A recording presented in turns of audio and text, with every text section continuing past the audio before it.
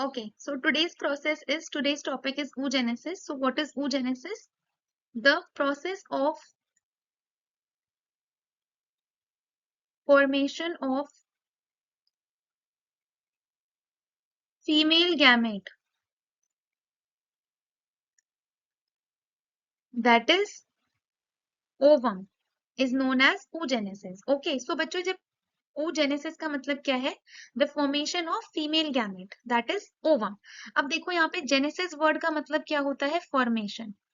ठीक है, इस वर्ड का मतलब क्या होता है? फॉर्मेशन. एंड ये जो ओ आप देख रहे हो, इट सिग्निफाइज और it is basically symbolising ovum.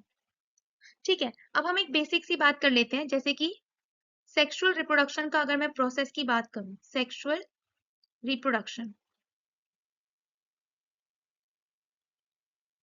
है ना, we have read about sexual reproduction, right?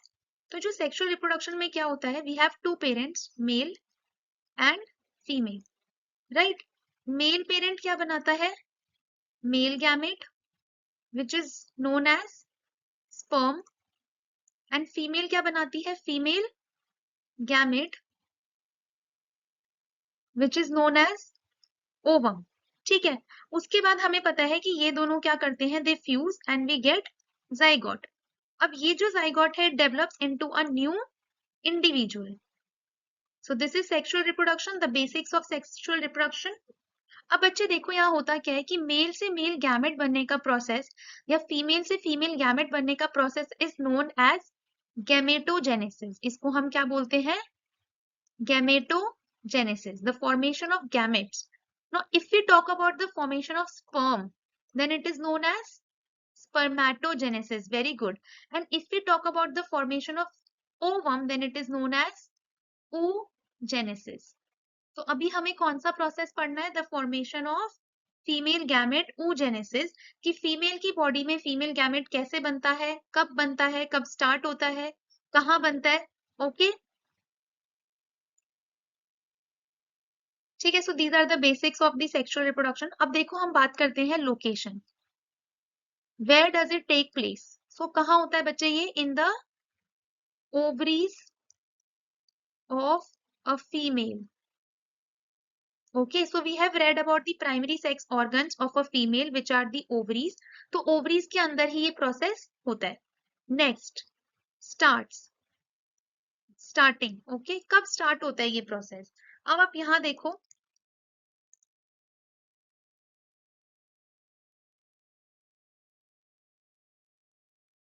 okay, so in this diagram you see this is a fetus. ठीक है, this is mother's womb and mother की womb से umbilical cord से the baby, the foetus is connected. ठीक है बच्चे. So female के अंदर जब फीमेल एक फीटस होता है, ठीक है, this is female foetus. Wait, I will not generalise it, but जब फीमेल एक फीटस ही होती है, जब वो अपनी मदर के वूम्ब में होती है, उसी टाइम उसके अंदर क्या हो जाता है? oogenesis स्टार्ट हो जाता है. फॉर एग्जाम्पल हमने ये पढ़ा है कि मेल्स में प्यूबर्टी के टाइम पे स्पर्म बनना शुरू होते हैं, लेकिन फीमेल के अंदर जब वो अपनी मदर के वूम्ब में होती है, एज अ फीटस जब वो होती है, तभी उसके ओवरीज में क्या स्टार्ट हो जाता है? oogenesis का प्रोसेस स्टार्ट हो जाता है. तो इसकी स्टार्टिंग कब होती है बच्चे? एम्ब्रियोनिक एज में. एम्ब्रियोनिक एज में मतलब when it was still an embryo, when it was a fetus. और हम इसको बताते हैं 7th वीक ऑफ जेस्टेशन. तो during the 5th to 7th week of gestation में ही क्या हो जाता है? The starting of oogenesis. Okay, ठीक है बच्चे. So next, understood? ओके, अब हम आते हैं oogenesis के प्रोसेस पे. सो देखो स्टार्टिंग में हमारे पास क्या है यहाँ पे? We have foetal life. कौन सी लाइफ है यहाँ पे हमारी? Foetal life which is before birth. ठीक है, सो पहले हमारे पास कौन से सेल्स होते हैं? We have cells which are known as oogonia. कौन से सेल्स होते हैं हमारे पास? oogonia which are 2n in number. It means इनके पास कितने क्रोमोसोम्स हैं बच्चे? 46 chromosomes. So we have these cells which are diploid oogonia. ठीक है, अब ये oogonia क्या करते हैं? They divide by mitosis. क्या करते हैं ये? माइटोसिस करते हैं, बहुत ज्यादा रिपीटेड डिविजन्स होती हैं इनमें, बहुत ज्यादा माइटोसिस माइटोटिक डिविजन्स होती हैं, and they give rise to primary oocytes। क्या बनाते हैं ये? Primary oocytes। Okay, so they form primary oocytes, primary oocytes। अब मुझे बताओ कि इन्होंने माइटोसिस किया है तो इसमें कितना नंबर होना चाहिए क्रोमोसोम का? n और 2n? Good, 2n। So it will be again 46 chromosomes. जो प्राइमरी oocyte होता है बच्चे, इधर भी प्राइमरी oocyte बनेगा। Now the primary oocytes basically ये क्या करते हैं, अब दे विल एंटर मियोसिस 1। वो किस में एंटर कर जाते हैं? मियोसिस 1 में। अच्छा, मैं यहाँ पे लिख देती हूँ बिफोर बर्थ, यहाँ पे क्या हो गया? बर्थ। उसके बाद यहाँ पे क्या हो गया है? Puberty. And this is adulthood, or we can write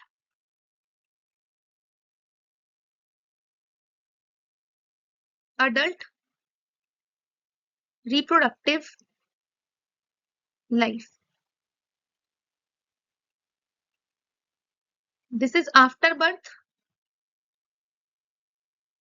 मतलब इसमें बर्थ हो चुका है after birth. Okay, when the baby is a child, मतलब बर्थ के बाद वाला पूरा जो गैप है ये। सो यहाँ पे आप देखो गैप्स बना रखे हैं। सो यहाँ पे आपको फीटल लाइफ अगर बताया है तो ये जो प्रोसेसेस हो रहे हैं which I am marking here, these are in foetal life, कि उसके क्या प्रोसेसेस चल रहे हैं। आफ्टर बर्थ मतलब चाइल्डहुड में उसके क्या हुआ? प्यूबर्टी, प्यूबर्टी में क्या क्या प्रोसेस हुए, एंड एडल्ट रिप्रोडक्टिव लाइफ में कौन से प्रोसेसेस हुए। ओके, सो प्राइमरी oocyte जो है वो किस में एंटर करता है बच्चे? It enters in the process of meiosis 1। But वो मियोसिस 1 अपनी कंप्लीट नहीं करता। It gets arrested at prophase 1। Prophase 1, okay. So meiosis 1 में वो एंटर करते हैं, but they do not complete their meiotic division and they get arrested at prophase 1। Prophase 1 का जो स्टेज है वो वहां पे क्या हो जाते हैं? अरेस्ट हो जाते हैं। सो इसका मतलब क्या है कि वो उस स्टेज पे रुक गए हैं, आगे उनकी डिविजन नहीं हुई है। अब जब ये फीटल लाइफ के बाद जब बच्चे का बर्थ होता है, बर्थ के बाद भी आफ्टर बर्थ, आफ्टर प्यूबर्टी, जैसे ही प्यूबर्टी आती है एक फीमेल को, then this primary oocyte completes its first meiotic division. Okay, after puberty the primary oocyte completes its first meiotic division। तो ये यहाँ पे क्या करता है? completes first meiotic division। Meiosis 1 इसका यहाँ कंप्लीट हो गया। जब यहाँ कंप्लीट हुआ तो हमें यहाँ पे क्या मिला? एक सेल मिले, हमें यहाँ पे 2 सेल्स मिले। ठीक है, इस हमें क्या मिला? Secondary oocyte। क्या मिला हमें? Secondary oocyte। एंड साथ में हमें क्या मिला? Polar body. क्या मिला हमें? Polar body. सो बेसिकली जो प्राइमरी oocyte है वो आपका मियोसिस 1 कंप्लीट करके क्या बनाता है? Secondary oocyte and polar body. इस सेकेंडरी oocyte में कितने होते हैं chromosomes? n। Similarly polar body में भी कितने होते हैं? n। इसका मतलब 23 क्रोमोसोम्स।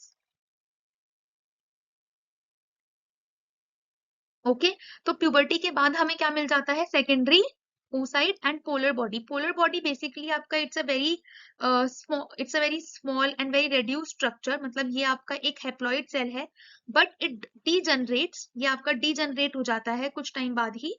ठीक है, अब सेकेंडरी oocyte के अंदर ही क्या होता है बच्चे? इसी के अंदर ज्यादा से ज्यादा साइटोप्लाज्म होता है। ये बहुत साइज में आपका बड़ा होता है, पोलर बॉडी बहुत छोटी सी होती है और उसके अंदर साइटोप्लाज्म भी बहुत थोड़ा सा ही होता है, and it degenerates within a short span of time.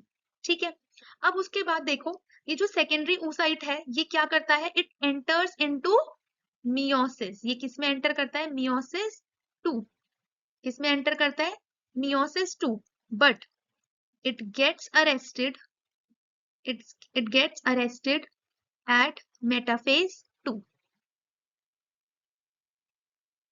ठीक है, तो ये क्या करता है? सेकेंडरी oocyte अब मियोसिस 2 में एंटर करता है, लेकिन मेटाफेज 2 पे ये क्या हो जाता है? अरेस्ट हो जाता है। एक स्टेज पे आके ये अरेस्ट हो जाता है। तो प्यूबर्टी के बाद जैसे ही सेकेंडरी oocyte बनता है वो मियोसिस 2 में एंटर करता है and it gets arrested at metaphase 2 stage. अब वो अरेस्टेड oocyte है आपका, यहाँ पे अगर हम बना रहे हैं तो वो कैसा oocyte है? अरेस्टेड है। ठीक है, अब बच्चे क्या होगा, when will it complete meiosis 2? जैसे ही कोई स्पर्म, ठीक है, जैसे ही कोई स्पर्म इसको फ्यूज करेगा, then this secondary oocyte will complete it will complete meiosis 2। ये क्या कंप्लीट कर लेगा, मियोसिस 2। एंड ये क्या बनाएगा बच्चे, ये बनाएगा आपका ovum plus a polar body.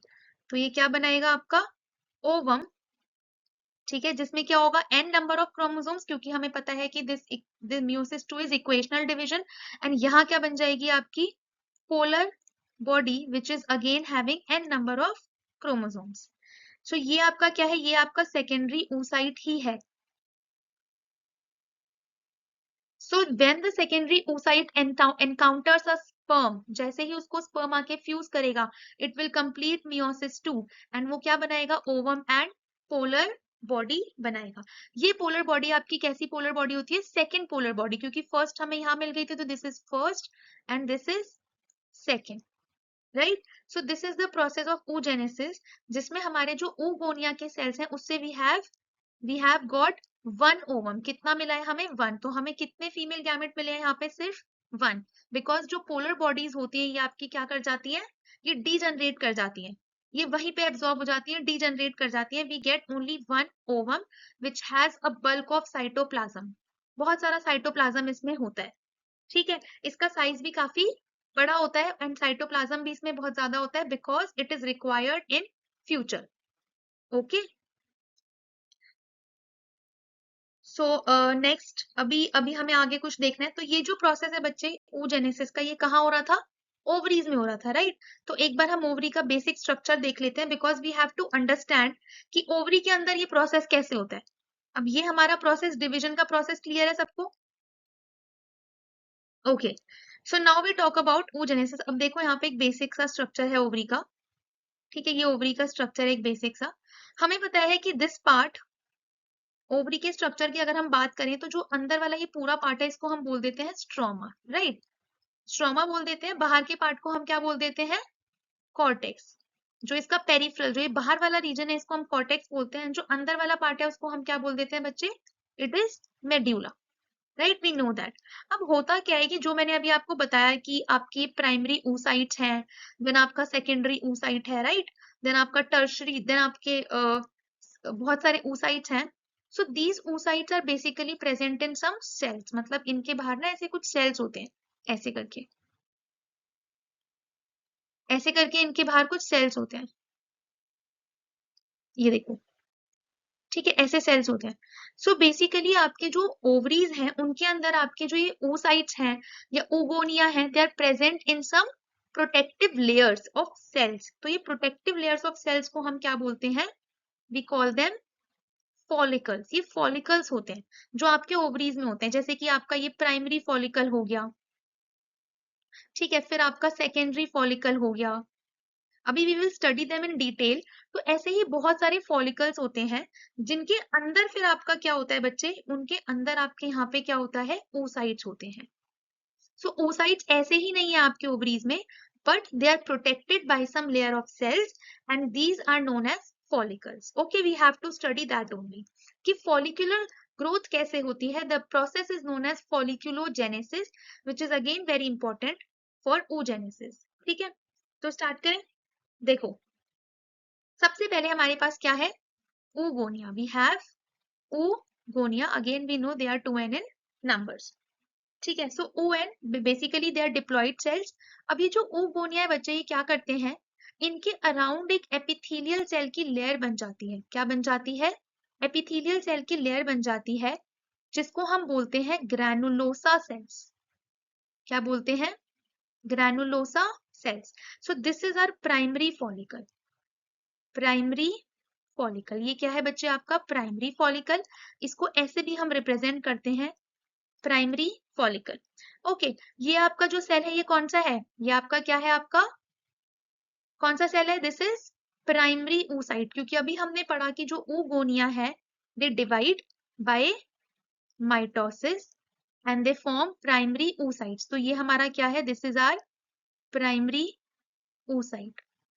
Okay, and इसके बाहर जो ये सेल की लेयर्स है, कौन से सेल्स है बच्चे आपके? These are epithelial cells which are known as granulosa cells. ये जो एपिथेलियल सेल्स हैं ये बच्चे आपको जो ओवरीज है ना, ओवरीज की जो एपिथेलियम होती है वहीं से सेल्स बनते हैं, वहीं से सेल्स आते हैं विच कवर द प्राइमरी oocyte।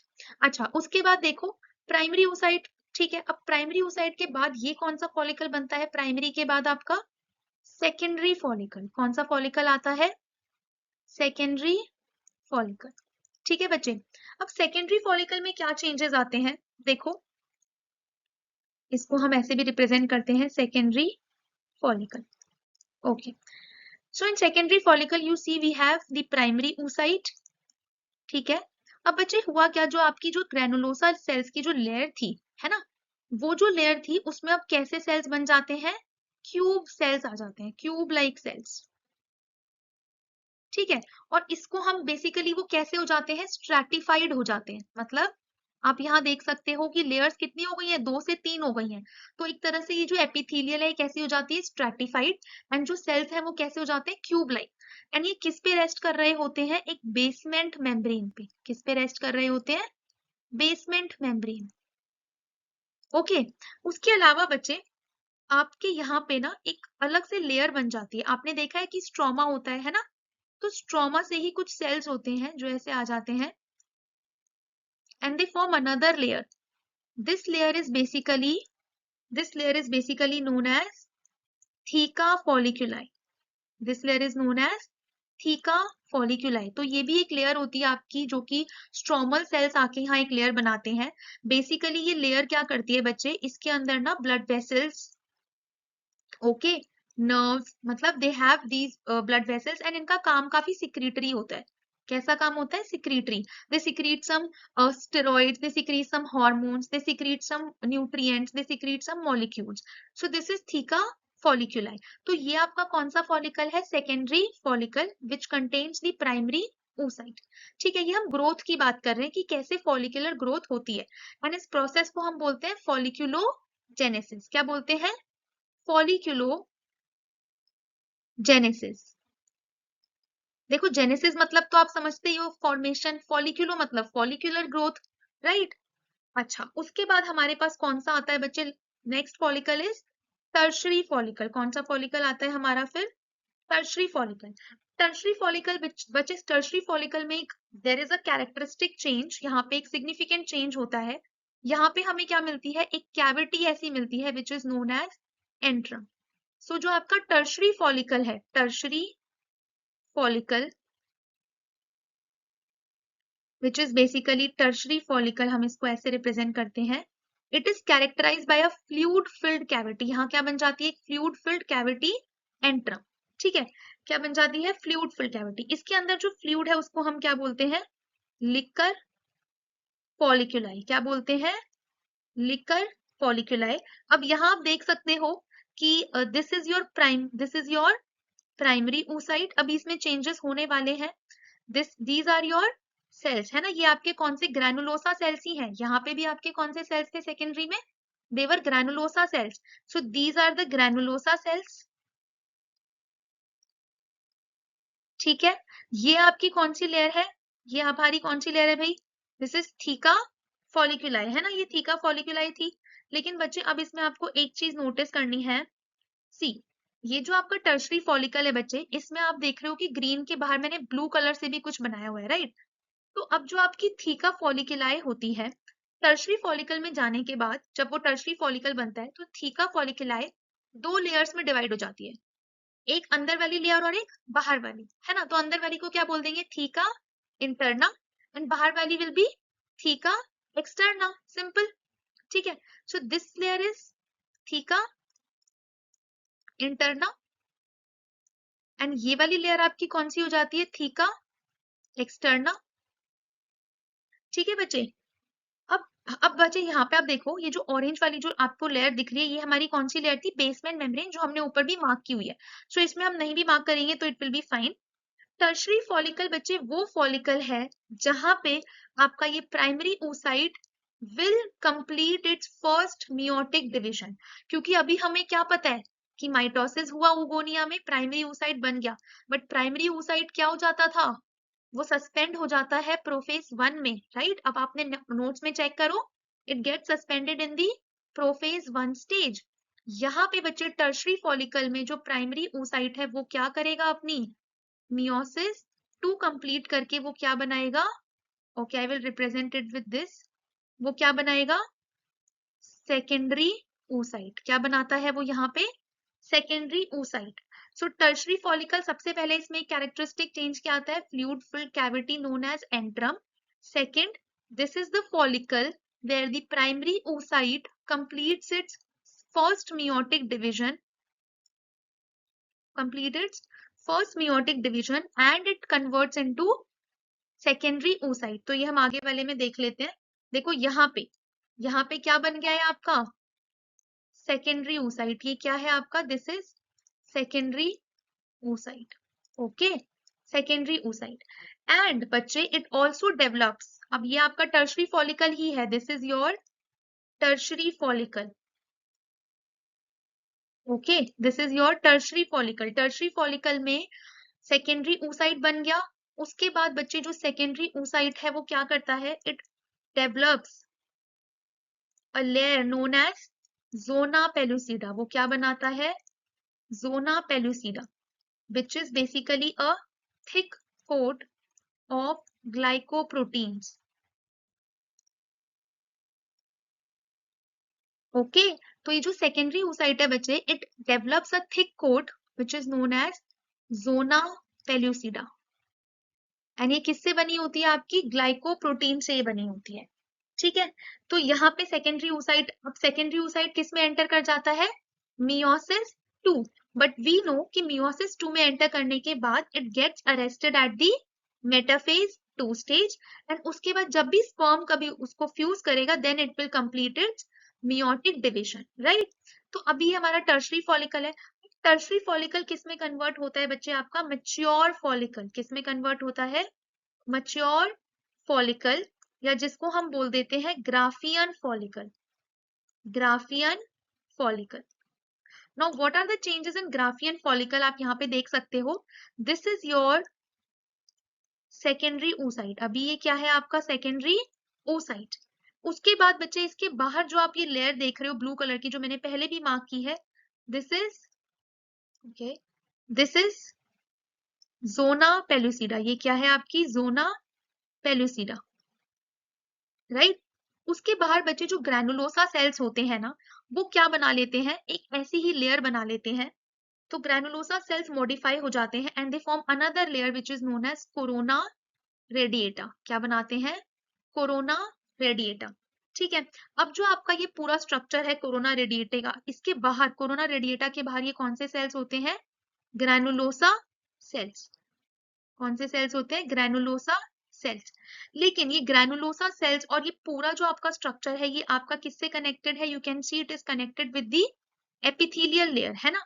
तो इसको हम, इस स्ट्रक्चर को हम बोलते हैं क्यूमुलस उफोरस। क्या बोलते हैं, क्यूमुलस उफोरस। तो जो पूरा आपका इसको कनेक्ट कर रहा है विद दी आप बेसमेंट मेम्ब्रेन या फिर आपके ग्रैनुलोसा सेल से या फिर एपिथेलियल से, इसको हम बोलते हैं क्यूमुलस उफोरस, ओके। ये वाला जो पार्ट है जो यहाँ से कनेक्ट कर रहा है, इसको हम बोलते हैं हिलॉक, ठीक है बच्चे। ये आपका क्या है, ग्रैनुलोसा सेल्स। अच्छा, उसके बाहर आपकी ये कौन सी मेम्ब्रेन है, this is your basement membrane.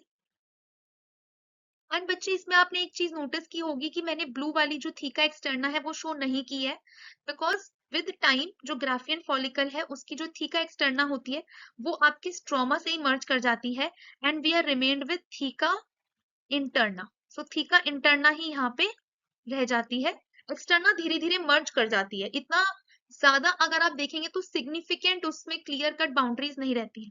So this is your structure of Graafian follicle. अब इसके पास क्या है, सेकेंडरी oocyte, ठीक है। अब ये ग्राफियन फॉलिकल आपके कहाँ प्रेजेंट है, आपके ओवरीज में प्रेजेंट है। जैसे ही ये ग्राफियन फॉलिकल रप्चर होगा, मतलब जब ये ग्राफियन फॉलिकल बर्स्ट होगा, तो इसमें से क्या बाहर आएगा, सेकेंडरी oocyte, है ना। और सेकेंडरी oocyte किससे फ्यूज कर सकता है, स्पर्म से। और जब वो फ्यूजन होगा, फ्यूजन होने से क्या होगा बच्चे, फ्यूजन होने से सेकेंडरी oocyte अपना क्या करेगा, मियोटिक डिवीजन कंप्लीट करेगा and it will form a female gamete. वो क्या बनाएगा, ओवम बनाएगा। ठीक है, चलो अभी हम एक नया प्रोसेस देखते हैं। देखो इसमें क्या हो रहा है, हमने देखा कि भाई हमारे जो ये ओवरीज हैं, है ना, इनके पास ऐसे बहुत सारे फॉलिकल्स हैं, right, these are follicles, primary follicle, right, secondary follicle, tertiary follicle, then Graafian follicle, है ना, ऐसे बहुत सारे फॉलिकल्स हैं। ठीक है, तो बच्चे जब हम बात करते हैं एक फीमेल की फीटल लाइफ की, तो इन सब फॉलिकल्स को हम बच्चे क्या बोलते हैं, combined, they are known as ovarian follicles, they are known as ovarian follicles. तो फीटल लाइफ में एक बेबी के पास जो ओगोनिया होते हैं, दे नेवर चेंज, मतलब ओगोनिया कभी और ऐड नहीं होते आफ्टर बर्थ। ठीक है, जो number of oogonia which is present before birth, उतने ही ओगोनिया होते हैं, दे विल नेवर ऐड और they will never form again after birth. Birth के बाद कोई भी ओगोनिया ऐड नहीं होता। ठीक है, तो जो ओगोनिया है फीटल लाइफ में बच्चे, ओवरियन फॉलिकल्स कितने होते हैं, around 60 to 70 lakh, 60 to 70 lakh ovarian follicles are present. But जब एक बेबी का बर्थ हो जाता है और जब उसका प्यूबर्टी पीरियड होता है, बर्थ के टाइम पे उसमें कितने बचते हैं बच्चे, अराउंड 6 to 7 लाख फॉलिकल्स। क्या हो रहे हैं आप देखो यहाँ पे, they are getting reduced. And puberty के टाइम पे बच्चे, after puberty the number reduces to only 60 to 70,000। ठीक है, सो ये क्या हो रहा है बच्चे, this process is known as follicular atresia, this process is known as follicular atresia। basically it is the degeneration of ovarian follicles।